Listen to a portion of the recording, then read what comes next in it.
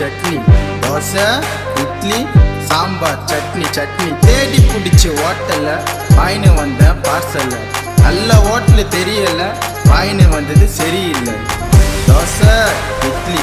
சாம்பார் சட்னி தோசை இட்லி சாம்பார் சட்னி போட்டு கடா தட்டை எத்து 5 பூரி விட்டு கடா வைத்து உள்ள வாரி வாரி தோசை இட்லி சாம்பார் சட்னி தோசை இட்லி சாம்பார் சட்னி